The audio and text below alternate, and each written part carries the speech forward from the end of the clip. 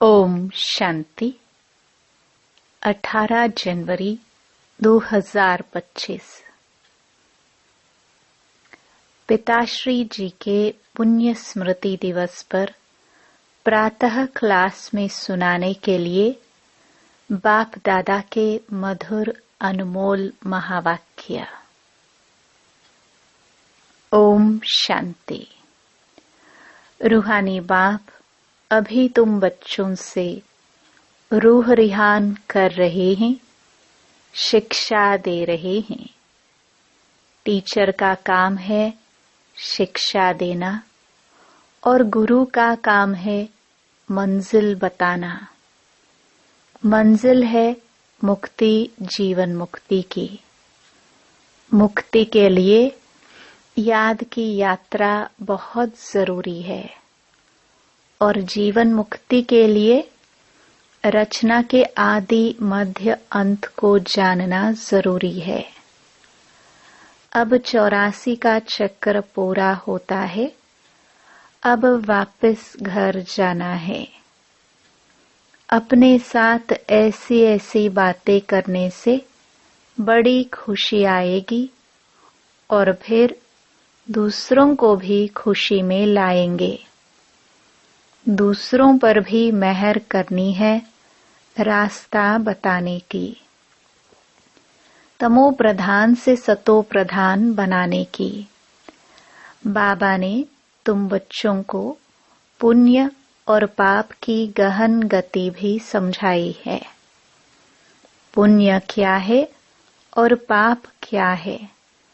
सबसे बड़ा पुण्य है बाप को याद करना और दूसरों को भी याद दिलाना। सेंटर खोलना, तन मन धन दूसरों की सेवा में लगाना, यह है पुण्य। संग दोष में आकर व्यर्थ चिंतन पर चिंतन में अपना समय बर्बाद करना, यह है पाप। अगर कोई पुण्य करते करते पाप कर लेते हैं तो की कमाई सारी खत्म हो जाती है।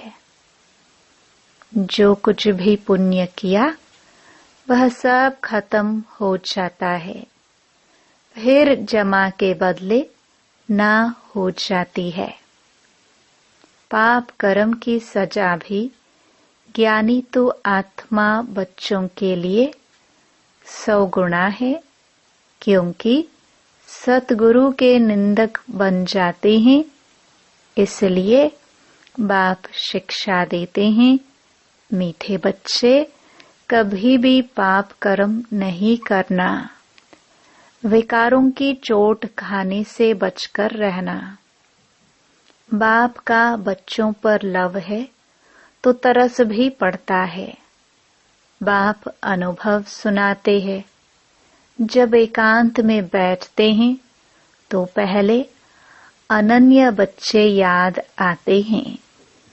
भल विलायत में हैं अथवा कहाँ भी हैं, कोई अच्छा सर्विसेबल बच्चा शरीर छोड़ जाता है तो उनकी आत्मा को भी याद कर सर्च लाइट देते हैं। यह तुम बच्चे जानते हो, यहाँ 2 बत्तियां हैं, दोनों लाइट इकट्ठी हैं। यह दोनों जबरदस्त लाइट हैं। सवेरे का टाइम अच्छा है। स्नान कर एकांत में चले जाना चाहिए। अंदर खुशी भी बहुत रहनी चाहिए। बेहद का बाप बैठ बच्चों को समझाते हैं, मीठे बच्चे अपने को आत्मा समझ मुझ बाप को और अपने घर को याद करो। बच्चे इस याद की यात्रा को कभी भूलना नहीं। याद से ही तुम पावन बनेंगे। पावन बनने बिगर तुम वापस घर जा नहीं सकते। मुख्य है ही ज्ञान और योग। बाप के पास यही बहुत बड़ा खजाना है जो बच्चों को देते हैं। इसमें योग की बहुत बड़ी सब्जेक्ट है। बच्चे अच्छी रीति याद करते हैं तो याद की भी याद से याद मिलती है। याद से बच्चे बाप को खींचते हैं। पिछाड़ी में आने वाले जो ऊंच पद पाते, उसका आधार भी याद है। वह कशिश करते हैं, कहते हैं ना, बाबा रहम करो, कृपा करो। इसमें भी मुख्य चाहिए याद। याद से ही करंट मिलती रहेगी। इससे आत्मा हेल्दी बनती है, भरपूर हो जाती है। कोई समय बाप को किसी बच्चे को करंट देनी होती है तो नींद भी फिट जाती है। यह फुरना लगा रहता है कि फलाने को करंट देनी है। तुम जानते हो, करंट मिलने से आयु बढ़ती है, एवर हेल्दी बनते हैं। ऐसे भी नहीं एक जगह बैठ याद करना है। बाप समझाते हैं, चलते फिरते, भोजन खाते, कार्य करते भी बाप को याद करो। दूसरे को करंट देनी है तो रात्रि को भी जागो। बच्चों को समझाया है, सवेरे उठकर जितना बाप को याद करेंगे उतना कशिश होगी। बाप भी सर्च लाइट देंगे। आत्मा को याद करना अर्थात सर्च लाइट देना। फिर इसको कृपा कहो, आशीर्वाद कहो। तुम बच्चे जानते हो, यह अनादि बना बनाया ड्रामा है। यह हार जीत का खेल है। जो होता है वह ठीक है। क्रिएटर को ड्रामा जरूर पसंद होगा ना, तो क्रिएटर के बच्चों को भी पसंद होगा। इस ड्रामा में बाप एक ही बार बच्चों के पास बच्चों की दिल व जान, सिख व प्रेम से सेवा करने आते हैं। बाप को तो सब बच्चे प्यारे हैं। तुम जानते हो, सतयुग में भी सब एक दो को बहुत प्यार करते हैं। जानवरों में भी प्यार रहता है। ऐसे कोई जानवर नहीं होते जो प्यार से न रहे। तो तुम बच्चों को यहाँ मास्टर प्यार का सागर बनना है। यहाँ बनेंगे तो वह संस्कार अविनाशी बन जाएंगे। बाप कहते हैं, कल्प पहले मिसल हूबहू फिर से प्यारा बनाने आया हूँ।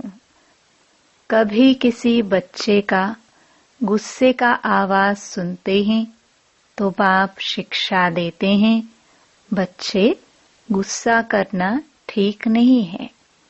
इससे तुम भी दुखी होंगे, दूसरों को भी दुखी करेंगे।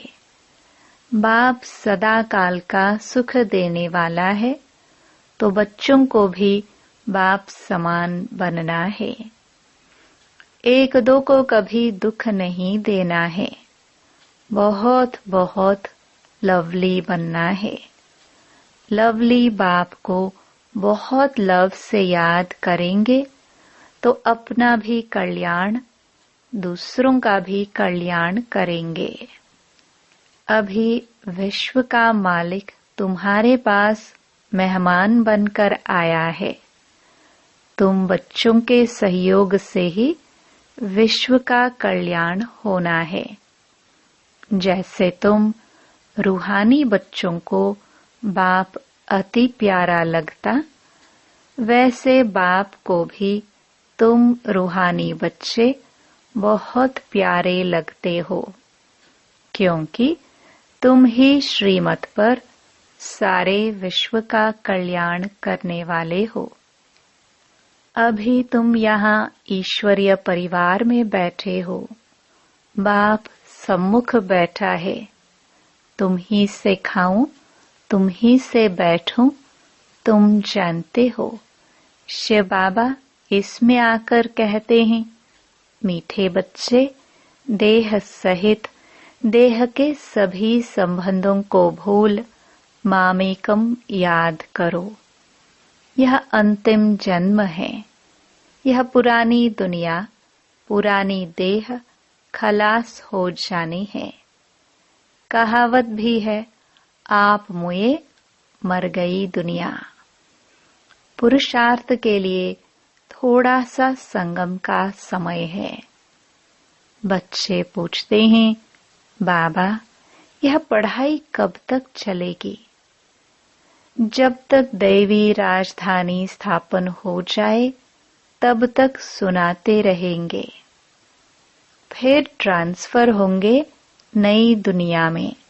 बाबा कितना निरहंकार से तुम बच्चों की सेवा करते हैं, तो तुम बच्चों को भी इतनी सेवा करनी चाहिए। श्रीमत पर चलना चाहिए। कहाँ अपनी मत दिखाई तो तकदीर को लकीर लग जाएगी। तुम ब्राह्मण ईश्वरीय संतान हो, ब्रह्मा की औलाद, भाई बहन हो, ईश्वरीय पोत्रे पोत्रिया हो, उनसे वर्षा ले रहे हो। जितना पुरुषार्थ करेंगे उतना पद पाएंगे। इसमें साक्षी रहने का भी बहुत अभ्यास चाहिए। बाप का पहला फरमान है, अशरीरी भव, देही अभिमानी भव। अपने को आत्मा समझ मुझ बाप को याद करो, तब ही जो खाद पड़ी है वह निकलेगी। सच्चा सोना बन जाएंगे। तुम बच्चे अधिकार से कह सकते हो, बाबा वो मीठे बाबा, आपने मुझे अपना बना के सब कुछ वर्षे में दे दिया है। इस वर्षे को कोई छीन नहीं सकता है। इतना तुम बच्चों को नशा रहना चाहिए। तुम ही सभी को मुक्ति, जीवन मुक्ति का रास्ता बताने वाले लाइट हाउस हो। उठते बैठते चलते फिरते तुम लाइट हाउस होकर रहो। बाप कहते हैं, बच्चे अब टाइम बहुत थोड़ा है। गाया भी जाता है, एक घड़ी आधी घड़ी। जितना हो सके एक बाप को याद करने लग जाओ और फिर चार्ट को बढ़ाते रहो। अच्छा, मीठे मीठे सिखिलदे लक्की और लवली ज्ञान सितारों को मात पिता बाप दादा का दिल व जान सिख व प्रेम से याद प्यार और गुड मॉर्निंग। रूहानी बाप की रूहानी बच्चों को नमस्ते। अव्यक्त महावाक्य, निरंतर योगी बनो। जैसे एक सेकंड में स्विच ऑन और ऑफ किया जाता है, ऐसे ही एक सेकंड में शरीर का आधार लिया और फिर एक सेकंड में शरीर से परे अशरीरी स्थिति में स्थित हो जाओ।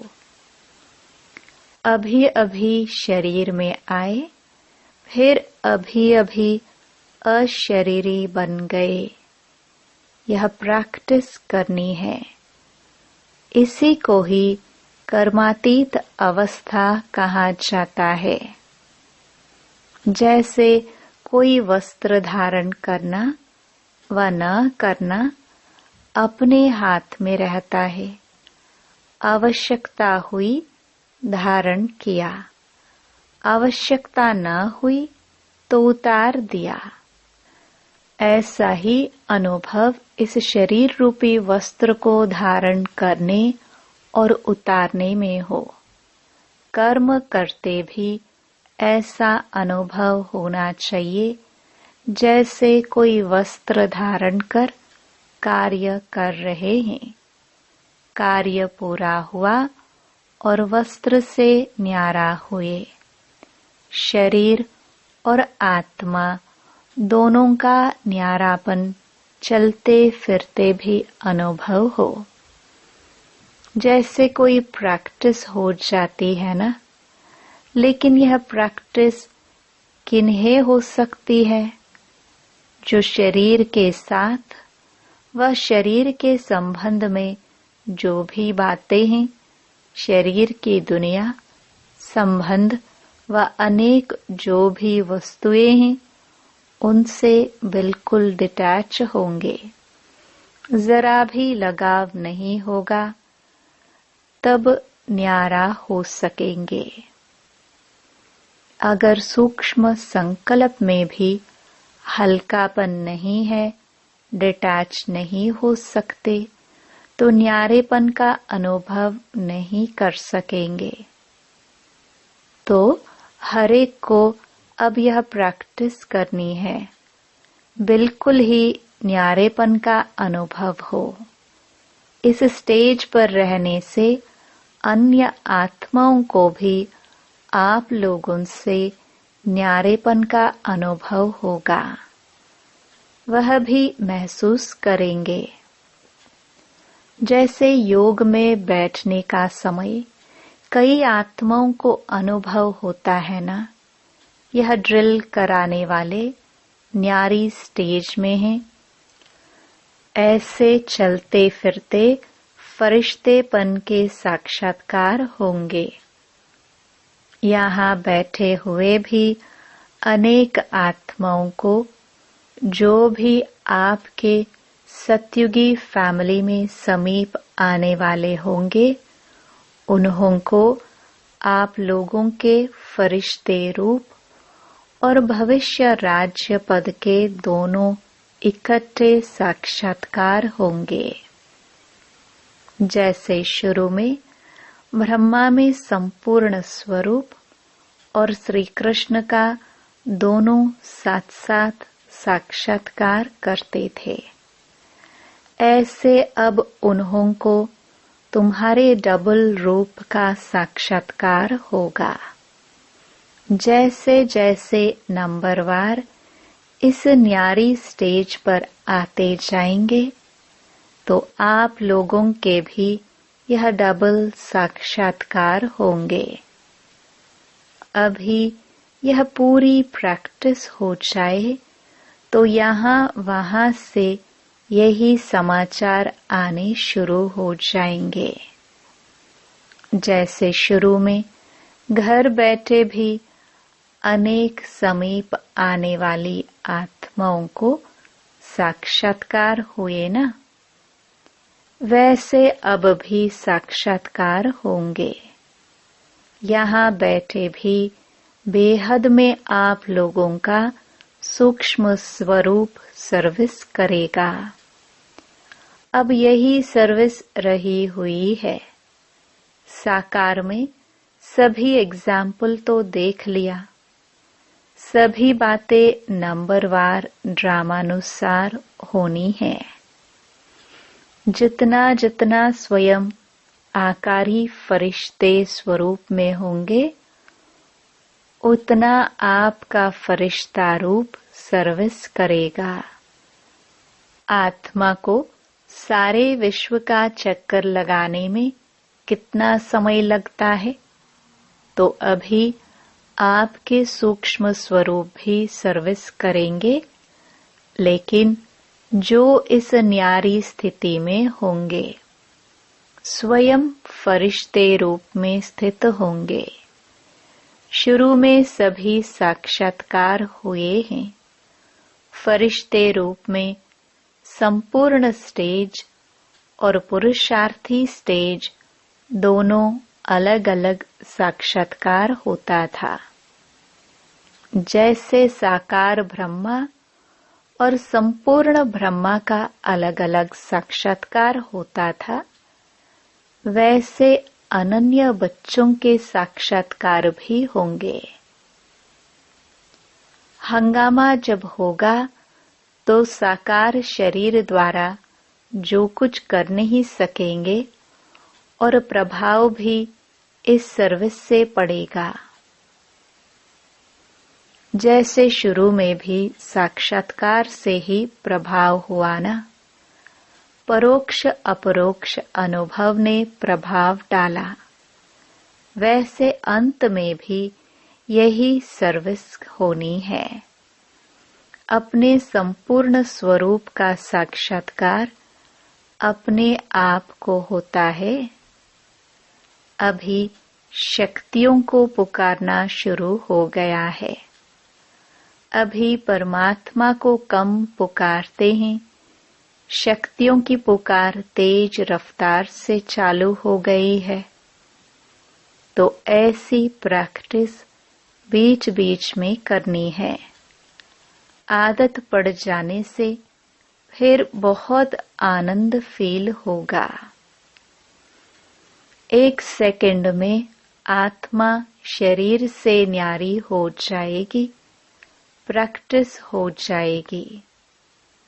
अभी यही पुरुषार्थ करना है। वर्तमान समय मनन शक्ति से आत्मा में सर्व शक्तियां भरने की आवश्यकता है। तब मगन अवस्था रहेगी और विघ्न टल जाएंगे। विघ्नों की लहर तब आती है जब रूहानियत की तरफ फोर्स कम हो जाता है। तो वर्तमान समय शिवरात्रि की सर्विस के पहले स्वयं में शक्ति भरने का फोर्स चाहिए। भल योग के प्रोग्राम्स रखते हो, लेकिन योग द्वारा शक्तियों का अनुभव कराना अब ऐसी क्लासेस की आवश्यकता है। प्रैक्टिकल अपने बल के आधार से औरों को बल देना है। सिर्फ बाहर की सर्विस के प्लान नहीं सोचने हैं, लेकिन पूरी ही नजर चाहिए सभी तरफ। जो निमित्त बने हुए हैं, उन्हों को यह ख्यालात आनी चाहिए कि हमारी फुलवारी किस बात में कमजोर है। किसी भी रीति से अपने फुलवारी की कमजोरी पर कड़ी दृष्टि रखनी चाहिए। समय देकर भी कमजोरियों को खत्म करना है। जैसे साकार रूप को देखा, कोई भी ऐसी लहर का समय होता तो दिन रात सकाश देने की विशेष सर्विस, विशेष प्लान्स चलते थे। निर्बल आत्माओं को बल भरने का विशेष अटेंशन रहता था, जिससे अनेक आत्माओं को अनुभव भी होता था।